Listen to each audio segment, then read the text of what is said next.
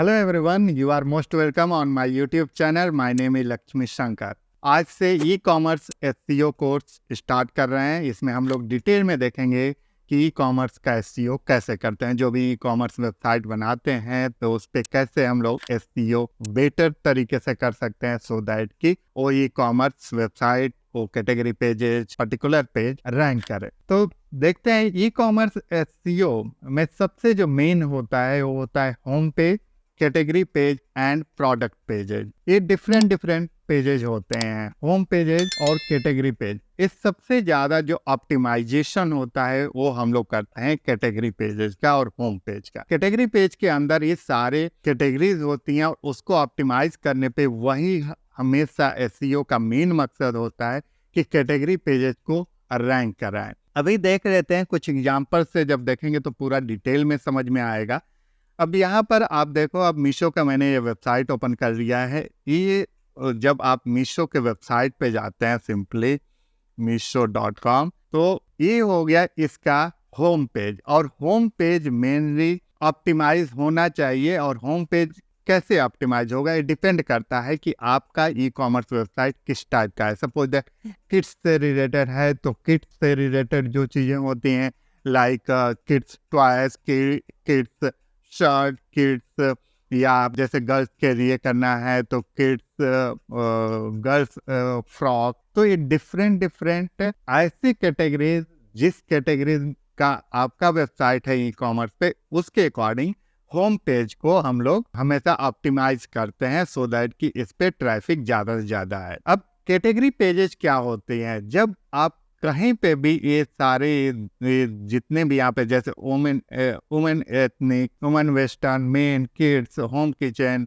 Beauty and health, ये सारे इसके कैटेगरी पेजेज हो जाते हैं। उसमें ये सारे सब कैटेगरीज होते हैं। अब जैसे किड्स में चले जाएं, किड्स के अंदर आप देखेंगे जैसे सॉफ्ट टॉयज, फुटवियर, स्टेशनरी, यानी टॉयज एंड एक्सेसरीज के अंदर ये सारे सब कैटेगरीज हैं। Soft toys, footwear, stationery. एक चीज और भी, ई कॉमर्स का एसईओ करते टाइम या ई कॉमर्स का जब वेबसाइट डिजाइन करते हैं तो आर्किटेक्चर का ध्यान रखना चाहिए कि बहुत ज़्यादा क्लिक पे जाने के बाद, मतलब बहुत ज़्यादा डेप्थ में नहीं होना चाहिए कोई भी मेन्यू। यानी जैसे अब आप यहाँ होम एंड किचन पे आ रहे हैं तो यहीं पे आपको सब कुछ मिल जा रहा है और यहाँ से डायरेक्टली आप क्लिक, आप देखेंगे बस सिंगल यहाँ क्लिक किए हैं, उसके बाद यहाँ पे आ गए, फिर स्टिकर पे जाना है या क्लॉथ पे जाना है, उस पर आप क्लिक करेंगे डायरेक्टली पहुँच गए। यानी बहुत ज़्यादा डेप्थ में आपका सब कैटेगरी, उसके अंदर कैटेगरीज नहीं होनी चाहिए, 2 to 3 क्लिक्स के अंदर ही होना चाहिए। तो ये सारे कैटेगरीज होते हैं। कैटेगरीज में भी ये डिपेंड करता है कि आप कौन कौन से कैटेगरीज को लेकर करके बनाते हैं। तो कई बार ऐसा होता है कि बहुत सारे कैटेगरीज आपने बना लिए, लेकिन उसी में कोई एक ऐसा कैटेगरी रह जाता है जिससे रिलेटेड आपके पास प्रोडक्ट तो अवेलेबल है लेकिन आपने कैटेगरी नहीं बनाया। तो यहाँ पर आपको थोड़ा सा कॉन्सेप्ट समझने की जरूरत है। ये लाइक जैसे हम लोग ब्लॉग वेबसाइट बनाते हैं या सर्विसेज के वेबसाइट बनाते हैं या और भी नॉर्मल जो वेबसाइट बनाते हैं apart from e commerce website, तो वहाँ पर हम लोग क्या कर सकते हैं, वहाँ पर पेजेज बनाते हैं। पेजेज के अंदर हमारे पास बहुत सारे ऐसे सेक्शंस होते हैं या बहुत सारे जगह पे हम लोग कंटेंट को राइट कर सकते हैं। लेकिन ई कॉमर्स में सबसे ज़्यादा ध्यान रखने वाली चीज़ है कि कैटेगरी के बेस पे ही हम लोग सारा ऑप्टिमाइजेशन करते हैं। यानी जो आप कैटेगरी का नेम सेलेक्ट करते हैं उसी के बेस पे ही ऑप्टिमाइजेशन किया जाता है। अब जैसे यहाँ पर हम लोग बात करें, कैटेगरी की बात करेंगे तो कैटेगरीज में जैसे मेन, किड्स, ये सारे हो गए। मेन के अंदर यदि आपको जाना है तो जीन्स के अंदर आप जैसे जीन्स, ट्रैक पैंट, ट्राउजर्स, यहाँ पे जैसे मेन एक्सेसरीज में जाएंगे, वॉचेज, बेल्ट्स, वॉलेट, ज्वेलरी, ये सारे इसके कीवर्ड्स भी हैं और कैटेगरीज भी हैं। तो इसलिए आपको ध्यान रखना है कि कैसी कैटेगरी आपको डिजाइन करनी है सो दैट कि उससे रिलेटेड प्रोडक्ट उसमें कवर हो जाए। अब जैसे यहाँ पे जीन्स की बात करें, आप जब जीन्स पे जाएंगे तो यहाँ पर जो टारगेट करेगा वो जीन्स मेन को, मेन जीन्स या जीन्स मेन या जीन्स फॉर मेन, ऐसे कीवर्ड्स को आप यहाँ पे टारगेट कर सकते हैं। अब आप बोलेंगे कि मतलब यहाँ पर तो आपने देख लिया कि हाँ ये तो सारे यहाँ पर पिक्स दिखा रहे हैं, इमेजेस दिखा रहे हैं, यहाँ पे रेट लिखा हुआ है, लेकिन इसको ऑप्टिमाइज कैसे करेंगे? क्योंकि हम लोग तो जब ब्लॉग वेबसाइट या सर्विसेज की वेबसाइट जब भी बनाते हैं तो वहाँ पर हम लोग क्या करते हैं कि कंटेंट राइट करते हैं, और उसी कंटेंट उसी कीवर्ड के बेसिस पे ही तो रैंक करती है वेबसाइट। तो यहाँ पर आप देखेंगे तो ये अब जैसे जींस मेन, यही आपका कीवर्ड है, मेन जींस फॉर मेन या मेन जींस, ये सारे इसके कीवर्ड है। इसको आपको देखना है तो इस पे आप राइट क्लिक करके इंस्पेक्ट में चले जाइए, ये आपका हेडिंग होगा। देखिए आप H1 है, तो यही आपकी हेडिंग होती है। अब इससे रिलेटेड आपको कंटेंट राइट करना होता है, लेकिन कंटेंट कहाँ पे राइट करते हैं? यदि आप इसके लास्ट में मतलब नीचे चले जाएंगे तो यहाँ पर देखिए जो कंटेंट भर भर के यहाँ पर लिखा हुआ है ना, यही कंटेंट काम आता है रैंक कराने में। तो यहाँ पर यदि आप देखेंगे तो मेन वर्ड बहुत ज़्यादा होगा, देखो आप पूरा भरा हुआ है। जींस यहाँ पर बहुत ज़्यादा यहाँ पर भरा होगा जींस। अब आप ये जींस भी देखेंगे तो यहाँ पर पूरा ये नीचे देख लो आप, इतने सारे कीवर्ड्स, जींस फॉर मेन या main for jeans, jeans online, jeans for main, jeans main, ये देख रहे हो आप। जींस मेन पे इसको ऑप्टिमाइज किया गया है इस पूरे पेज को। तो इस तरीके से आप देख सकते हैं कि ऐसे पेजेज को ऑप्टिमाइज किया जाता है। अब इसको यदि ये जो भी कीवर्ड्स नीचे लिखे हुए हैं इनको यदि आपको देखना है तो आप देख सकते हैं कि ये कीवर्ड्स किस पे मतलब ये क्या है। ऊपर वाला जैसे जो मेन हेडिंग था वो तो H1 था, तो ये क्या होना चाहिए? आप लोगों को मालूम ही है कि जब ऊपर वाला H1 है तो एक पेज पे तो एक ही H1 होगा। तो यहाँ पर यदि हम लोग इंस्पेक्ट करके जाएंगे तो ये सारे पे ये H2 के अंदर आने चाहिए, जो भी इस टाइप के कीवर्ड्स होंगे। अभी देख लेते हैं ये जो कीवर्ड्स यहाँ पर हैं, लाइक बिजनेस कैजुअल या ये जो भी कीवर्ड्स हैं इनको इंस्पेक्ट करके देखेंगे तो ये H2 H3 है, जैसे H3 में लिखा हुआ है। इसके ऊपर वाला जो कीवर्ड होगा वो H2 में होना चाहिए। तो इस तरीके से आप भी कंटेंट अपने वेबसाइट, अपने ई कॉमर्स वेबसाइट पे राइट कर सकते हैं और उसको ऑप्टिमाइज कर सकते हैं। तो पहला चीज समझ में आ गया होगा कि आपको मतलब नॉर्मल एसईओ से इसका डिजाइनिंग का तरीका थोड़ा डिफरेंट होता है, इसका कीवर्ड कैसे आपको डिसाइड करना है वो थोड़ा सा डिफरेंट होता है। हाँ, एसईओ का फंडामेंटल नहीं चेंज होगा, ऐसा नहीं है कि इसका फंडामेंटल लाइक आपको जॉब मतलब टाइटल राइट करना है, डिस्क्रिप्शन राइट करना है या आपको टेक्निकल एसईओ करना है, तो ये सारी चीज़ों में ऐसा नहीं आएगा कि उसका फंडामेंटल चेंज हो जाए। लेकिन ये जैसे इसका साइट का स्ट्रक्चर डिफरेंट होता है, नेविगेशन डिफरेंट होता है, तो उसके लिए वैसे ऑप्टिमाइज करना पड़ता है, तो थोड़ा सा आपको एक्स्ट्रा एफर्ट्स डालना पड़ता है। अब जैसे नेविगेशन की बात करें तो ये सारे नेविगेशन ये आपका आर्किटेक्चर में आ जाता है कि कैसे आपने वेबसाइट को आर्किटेक्चर कैसे डिजाइन किया है। जब आप डिजाइन करते हैं तो कितने डेप्थ में सब कैटेगरीज को लेके जाते हैं, नेविगेशन कितना इजी है। अभी जैसे मैंने एक और वेबसाइट यहाँ पर अर्बन लैडर को ओपन किया हुआ है, इसको भी आप देख लीजिए। इसमें यदि लिविंग में जाइए तो यहाँ पे टेबल्स हैं, यहाँ पर सिटिंग एंड चेयर्स में जाइए तो यहाँ पे सारे इसके सब categories, lawn chair, accent chair, recliner, तो रिक्लीनर्स, रिक्लाइंस, ये सारे टीवी यूनिट्स, ये जो है इसके सब कैटेगरीज हैं। और इसके अंदर फिर जब आप जाएंगे तो ये आपका कैटेगरी पेज ओपन हो गया। तो इसको अभी हम लोग डिटेल में भी एक एक करके डिस्कस करेंगे आने वाले वीडियोस में। अभी यहाँ पे ओवरव्यू देख लेते हैं हर एक का। तो पहला चीज क्लियर हो गया कि होम पेज को हमें मेनली ऑप्टिमाइज करना होता है। उसके बाद जो होता है कैटेगरी पेज हमेशा मोस्ट इम्पॉर्टेंट होता है। प्रोडक्ट पेजेस को भी करते हैं, लेकिन प्रोडक्ट पेज को ऑप्टिमाइजेशन बहुत ज़्यादा नहीं होता है ई कॉमर्स में, सबसे ज़्यादा कैटेगरी पेज को।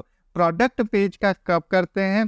प्रोडक्ट पेज का तब करते हैं जैसे सपोज दैट आप बात करें, जैसे जींस की बात करें तो जींस में ये क्या होता है कैटेगरीज में चला जाएगा, लेकिन वहीं पे पर्टिकुलर यदि किसी जींस की बात की जाएगी लाइक लिवाइस जींस, आप क्योंकि वो पर्टिकुलर उस ब्रांड को सर्च कर रहा है यूज़र, तो वहाँ पे प्रोडक्ट पेजेस का किया जाता है।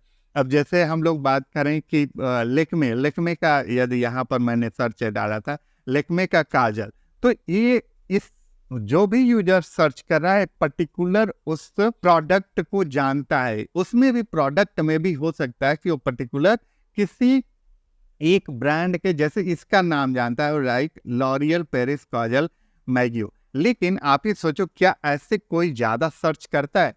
नहीं करता है। बहुत कम ही ऐसे होते हैं जो कोई बहुत पॉपुलर होते हैं तो उनको कोई लोग सर्च करते हैं। तो ऐसे यदि कोई पॉपुलर आपका ब्रांड है जिसको लोग सर्च कर रहे हैं तो उस पे आप ऑप्टिमाइजेशन उस प्रोडक्ट पेज का कर सकते हैं। बट जनरली ऐसा नहीं होता है, तो बहुत कम ही केसेस में होता है, तो उनको ऑप्टिमाइज कीजिए, लेकिन और सबको कैटेगरी पेज के अकॉर्डिंग ऑप्टिमाइज करना चाहिए। कीवर्ड रिसर्च, इसमें जो कीवर्ड रिसर्च होता है मेनली वो होता है जो इंटेंट आपको यहाँ पे समझना है, यानी जो बाई इंटेंट के होते हैं, यानी जो खरीदना चाहते हैं, तो उस इंटेंट के इर्द गिर्द उसी के अराउंड ही आपको कंटेंट राइट करना है।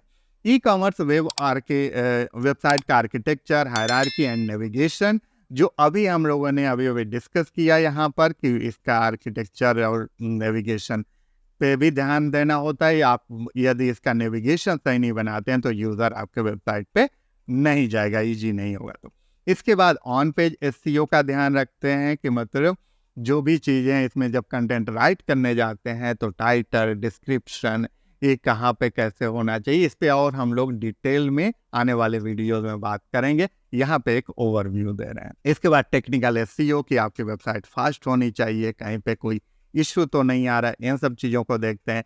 कन्वर्जन